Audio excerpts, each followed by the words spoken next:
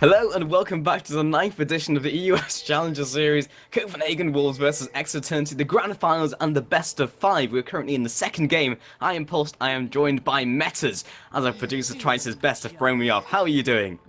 I'm doing good. I think he actually threw me off more than you. You handled it pretty well there, dude. But yeah, game number two, if you have just joined us, game number one did go the way of Copenhagen Wolves. Looked a bit shaky at first, Pulse. I'm not sure how much of you caught it because I was casting with Spuddington, but the first kind of 5-10 minutes were very much one-way traffic for Exeternity. Then Reckless got 3 kills on the board, and from there on in, it was just pretty much Vayne crushing faces. So quite interested to see how this one plays out. Again, Reckless does have his Vayne and Unlimited on Nami, so watch out for that bot lane.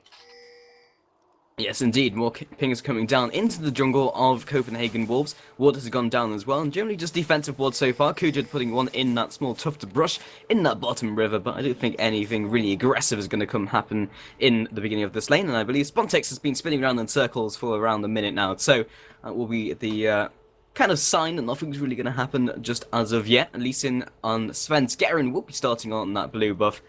Red buff, sorry. In fact, no, it looks like he's going to the blue buff, so I was right the first time.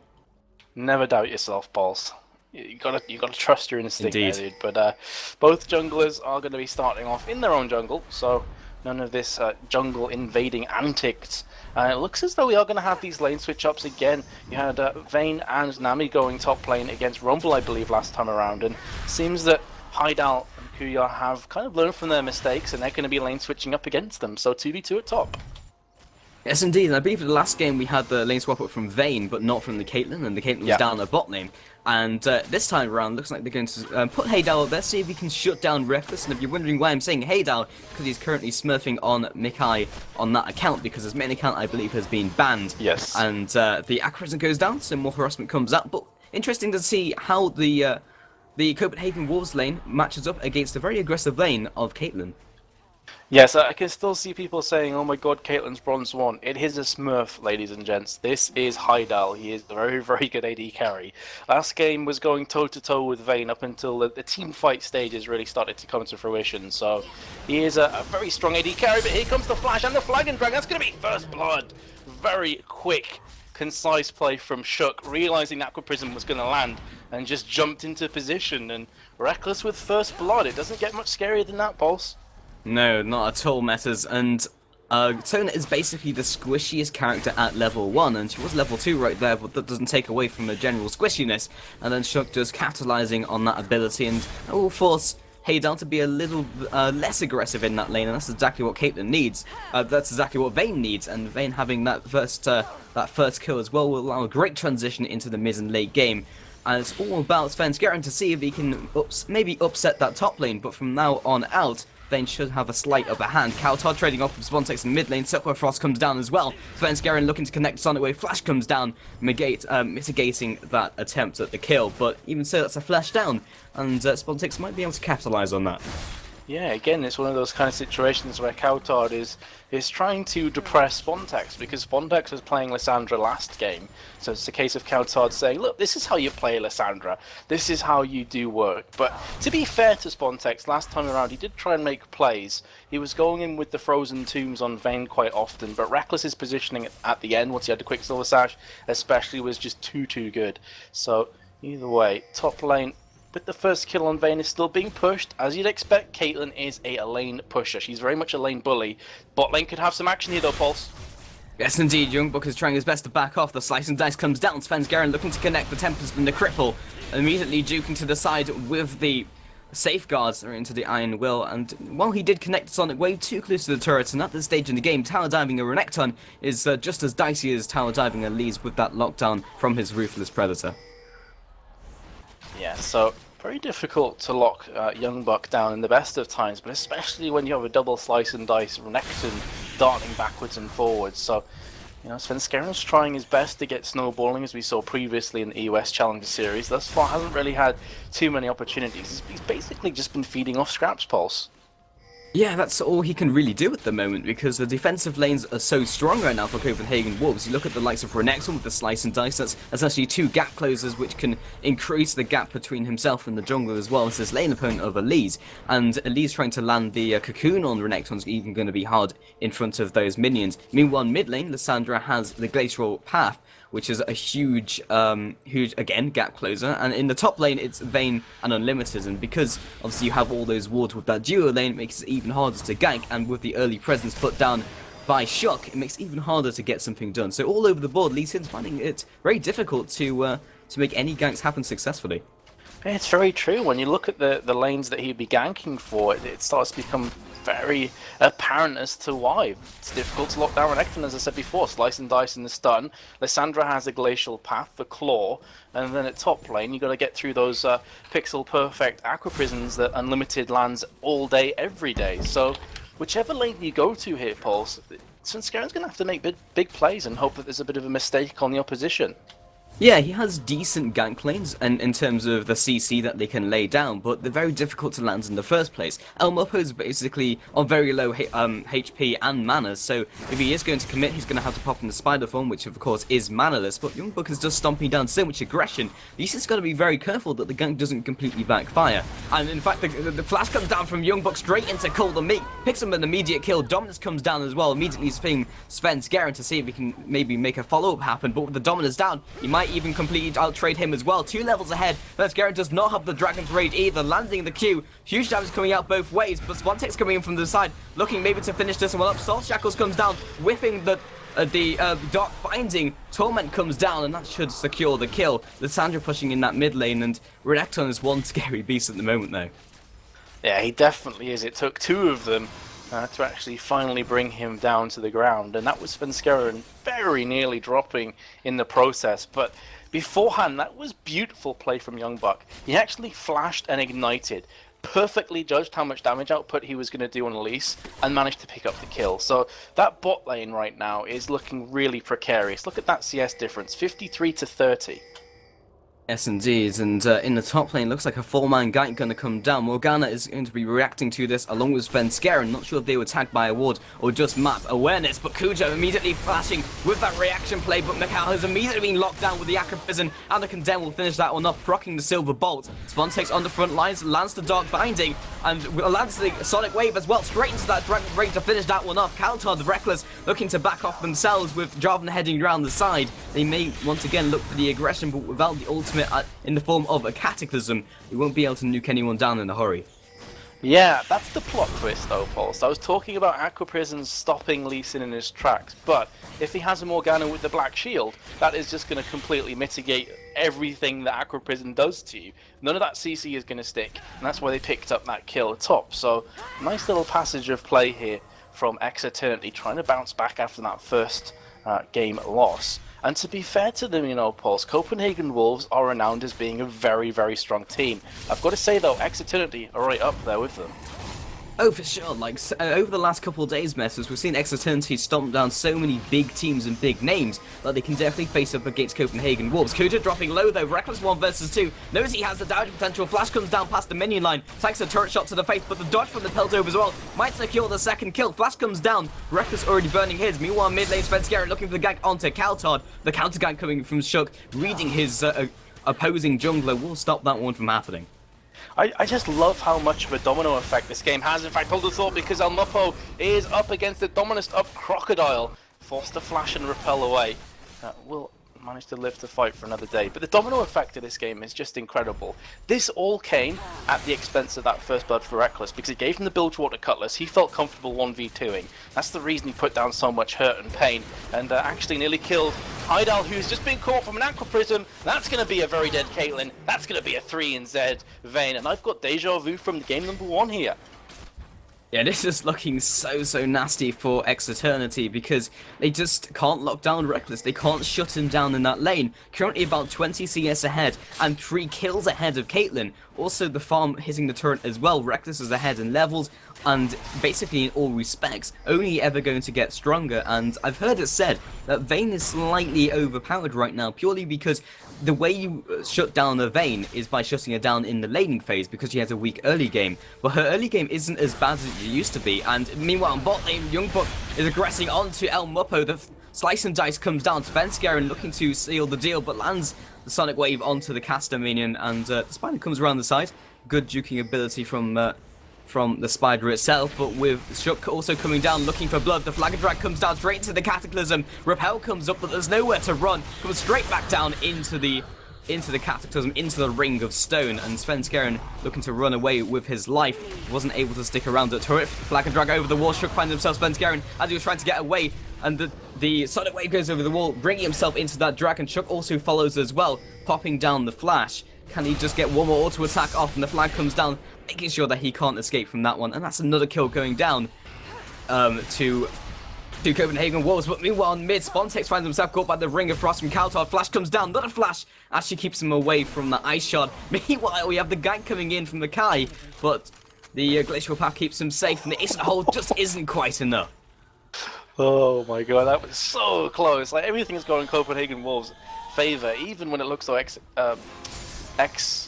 Eternity are going to pick up a kill. They just survive on pretty much no HP at all. But this is like e-bullying at its finest at the bot lane.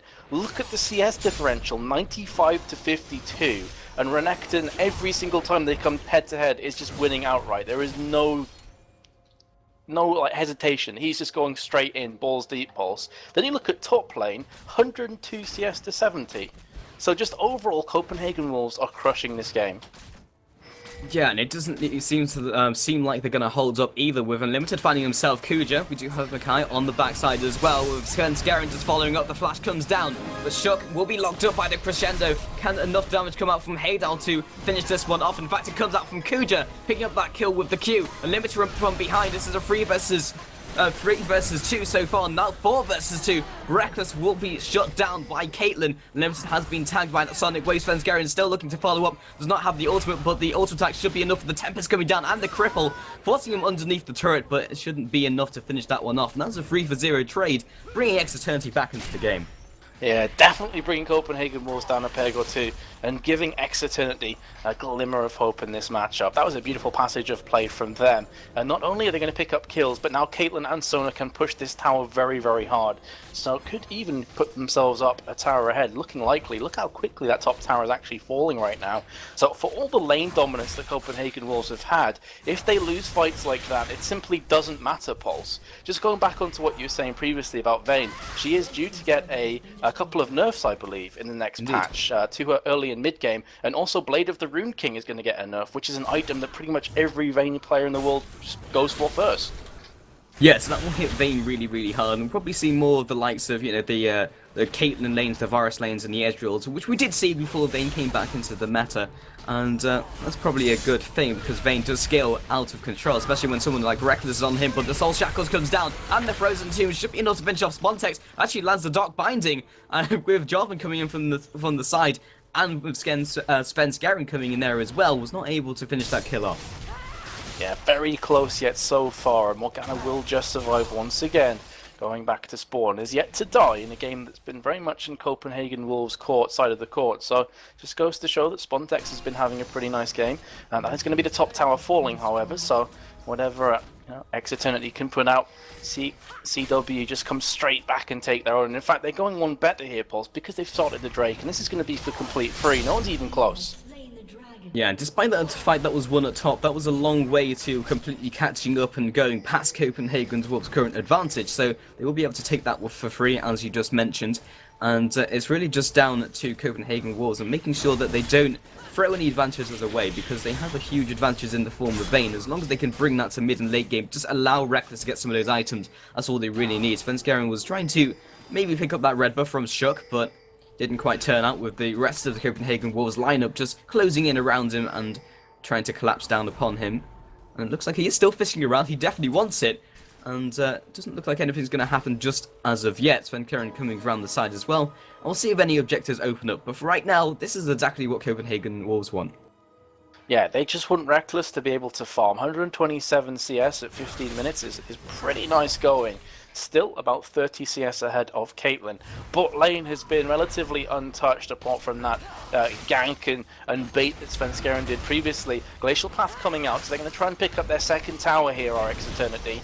Need to be careful. Aqua Prisoning, that was beautiful, and on two, but they've got no follow-up damage to try and make that vulnerability a few kills, and they have lost a lot of damage in that mid tower, but it's still standing tall. Yeah, it's worth mentioning and kind of talking a little bit about X Eternity's team composition, and we have the disconnect coming in from Reckless, so there will be a pause coming in, just waiting for that to tick on down. But talking about the team fighting potential, both Elise and Morgana are both looking towards their Zhonya's Hourglass, so they can jump into the back lines, place down the Zhonyas, breaking up that team fight, making it very, very difficult to like take them out in that scenario. And then you've got Lee Sin and Caitlyn as well, just roaming around, taking down everyone they can please. So it's really down to Vayne to see if she can avoid those mines in those team fights, because it is like a minefield. The ultimates come down from the Soul Shackles, and then Elise is trying to get on your face as well. And with that team fight breakup of the Zhonya's Hourglass, you're going to have to back up, wait for that to happen, or reposition yourself around the team fight. So making it very difficult for the AD carry to get stuff done. So it's really going to be down to the entirety of the team of Copenhagen Wolves to actually fill in the blanks and make sure they can lock up those bruisers and the assassins before they get at Reckless. Yeah, but it's interesting because in game number one, Pulse, I honestly felt like Vayne could potentially go for an early Quicksilver Sash, and me and Spuddington talked about this for a while. But what ended up happening, it was Blade of the Rune King first, Phantom Dancer second, Static Shift third, then it was Quicksilver Sash. You look at all the CC that's coming out from X Eternity here, Lee Sin, you got the Elise Cocoon, Morgana Soul Shackles and Dark Binding, as you were speaking about before, and then the crescendo from Sona. So if Vayne gets caught with one of those abilities, it could very well be a case of being caught by all of them.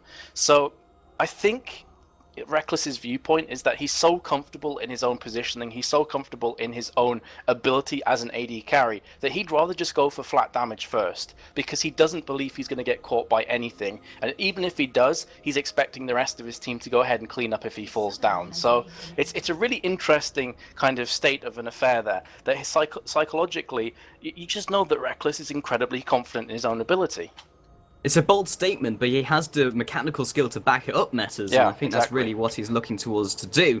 And, well, getting back into the game, so we should be kicking off in the mid lane, and looks like the Renekton might try to engage upon them, but right now it doesn't look like X Eternity are really fishing for a team fight, because they know how strong that Vayne is. Lee Sin will just be doing a little bit of damage, a little bit of poke damage to Youngblood, kind of warding him off. He's currently sitting straight on top of a ward, so he might get the pick down.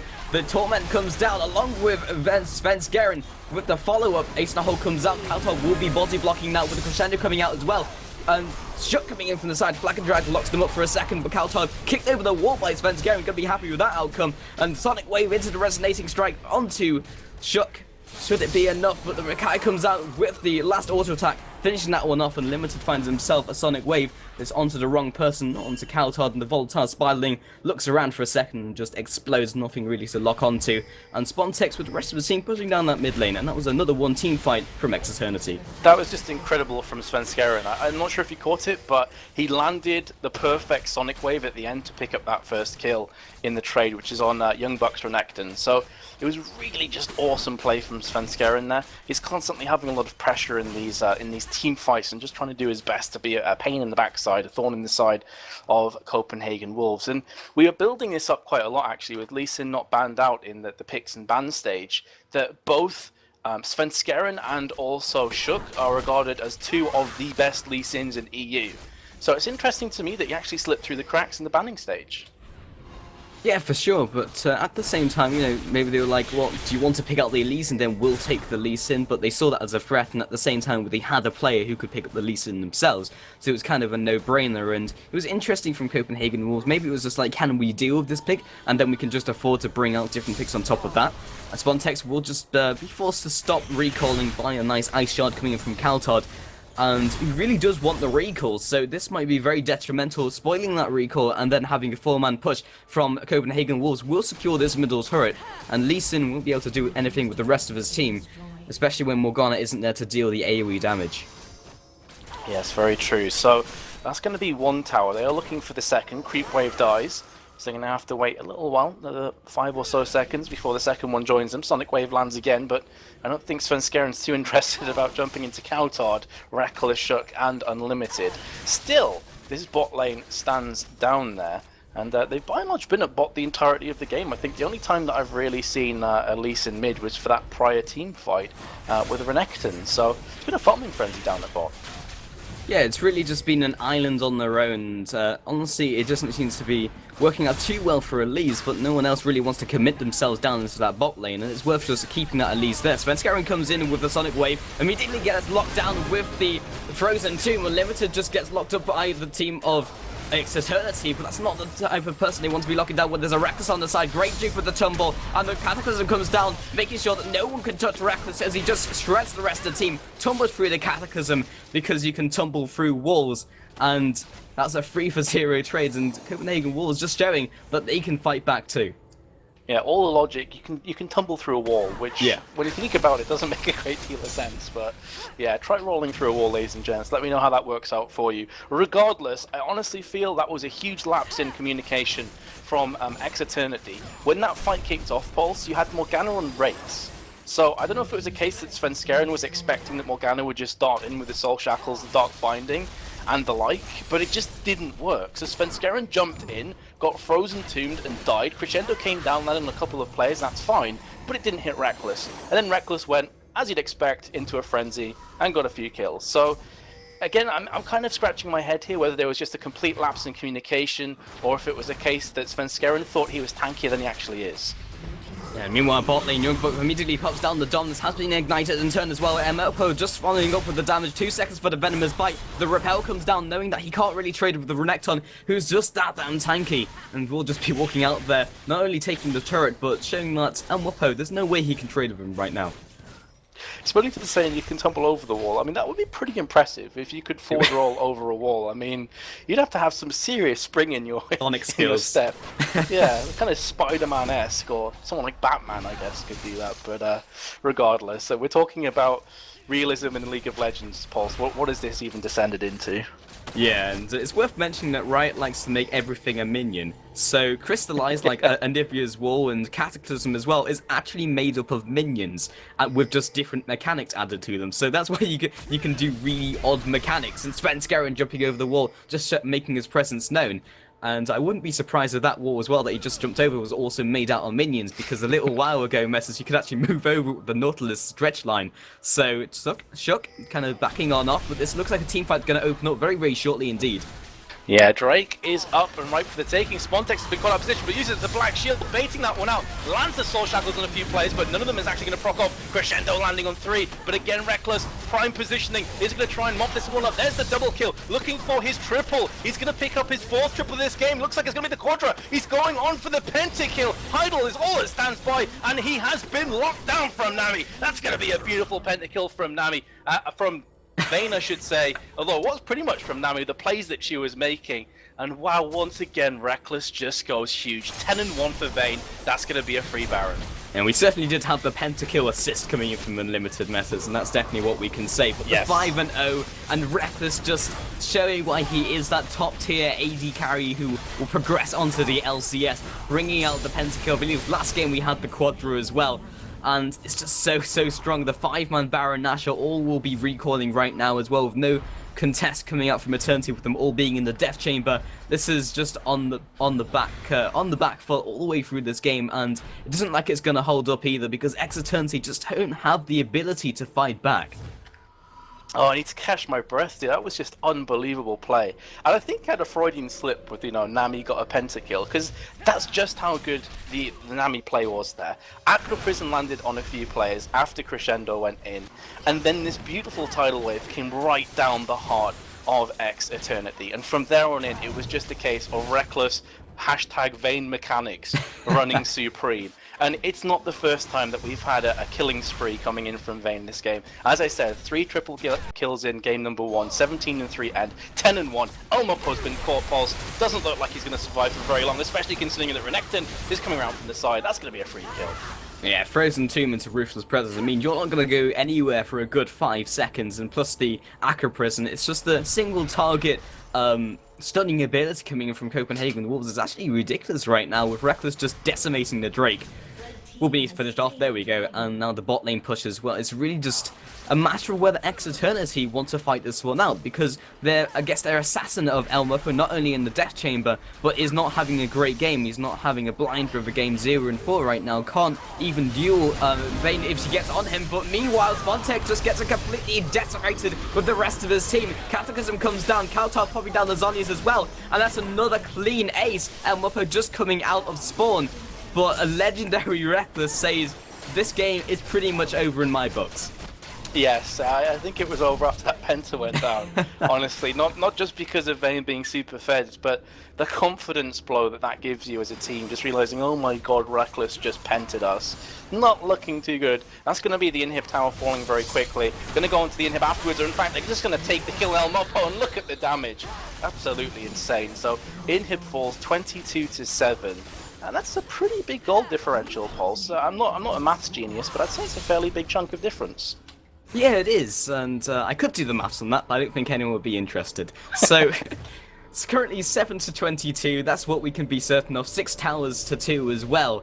And it doesn't look like there's any way of X Eternity coming back. Maybe they can make some sort of killer counter push. Maybe Reckless puts a foot wrong and they can lock him down with the CC from the Soul Shackles, the Dark Binding, and maybe with Elise trying to just nuke him out of the equation. But at the moment, with Quicksilver Sash as well, that task has only become harder. And, you know, talking about Reckless, because I know he gets a lot of love from casters, especially from, you know, us, because we love to see big plays happen. Yeah. I mean, that's just a given as a caster. You love the game, you want to see big plays. But people have been speaking about how he's going to fare in the LCS. I'm just keeping an eye on Unlimited here, because he's been caught from Svenskeren and warding. He's taking a lot of damage, actually, and surviving longer than I was expecting. But another beautiful Aqua Prison lands, just staving off the inevitable. But talking about Reckless, he's going to be joining Fnatic in September when he becomes 17 years old. I have to ask you, Pulse, in terms of LCS AD carries, where does he fare? Do you think he's going to be able to hold his own, potentially be one of the best in Europe, or is he going to struggle? Well, there's a pun that I need to make because I saw the opportunity. Getting that pick onto Nami was just a drop in the ocean. But in fact, we have Struck looking for this initiation with the Cataclysm coming down. Spontaneous just gets decimated once again. Yogbot leading the charge with the slice and dice. Double kill comes down. Svenskeren on the back foot with El Mupo, and there's no way he can even try and contest the Vayne as she rips through the rest of the team. Kuja tries his best, but Reckless can't even reach him, or Youngbot pops down the Call the Meek and picks up the kill in turn. El Mupo tries his best to escape. Repel comes down. Run Spider, can you even get out of here? No chance at all. Ruthless Predator comes out. Flash comes down, in fact. Flag and Drag, shortest Flag and Drag in history, in fact. And Mupo just using the Venom's Bite to get further away. And this is only delaying the inevitable, such as the Nami pick was as well, as the inhibitors fall. But to answer your question, Messers, there's no doubt in my mind that Reckless can really not only fit in the Fnatic roster well, and as more kills go down, I'm not even gonna comment, there's no way I can talk about them, but Reckless should honestly propel Fnatic to the next level. I feel that having him in the roster, as well as the rest of their players like Xpeki and the like, they could really be, if not like the top 3, definitely on the top of the LCS. Yeah, fully agree, and I believe that was, what, a Renekton quadra kill, was it, just before? Unofficial, yeah. Nice. Reckless is going so man mode that he got a kill before dying from the fountain. So yeah, he is 14-1-10 as this game ends. That's going to take it into a 2-0 lead for Copenhagen Wolves. Remember, this is a best of 5, so they need one more win. The question is, Pulse, to you, is there any conceivable way that X Eternity can bring this back? Because let's work this out. The last 2 games, Reckless's overall stats are 31 kills, 4 deaths, and somewhere like 30 assists. That is just disgusting. Yeah, it's a new game, and maybe they can just be like, well, let's kill the Reckless, and they have the AD carry kill composition. Like, they have a Malphite, and then Orianna, and then have, like, 3 assassins, like Akali, Zed, and then, like, Kennen or something like that. But then they're just putting all their eggs into one basket. And even in the laning phase, they were just kind of being pushed back in all their lanes. Like Youngbook was winning out against El Mupo in the bot lane, and even without Reckless's input, they probably would have won out anyway, even with the rest of the advances coming in all over the map anyway. So it's difficult. We'll see what they can pull out of their hat. We've seen that they are a very competent team in their own right to get to the stage in the first place. So we'll see what they can try and do against the Copenhagen Wolves lineup. But do you have any final thoughts before we jump to a quick break? Well, it occurs to me actually that I'm not going to be casting next game, so this could be my last game if Copenhagen Wolves continue in the same kind of vein of form. You see what I did there? See, puns of damage. Puns of damage. See, I've learned from the master. I've learned from you, Pulse. What was that? A drop in the ocean when they killed. Drop in the ocean. I actually face palmed. I'm not going to lie. Outstanding. it was I aim to please. But yeah, so I'm going to bid you all a farewell if it does go that far. I'll be back for game number 4 if it goes the distance. But yeah, I've had a blast casting with you, Impulse.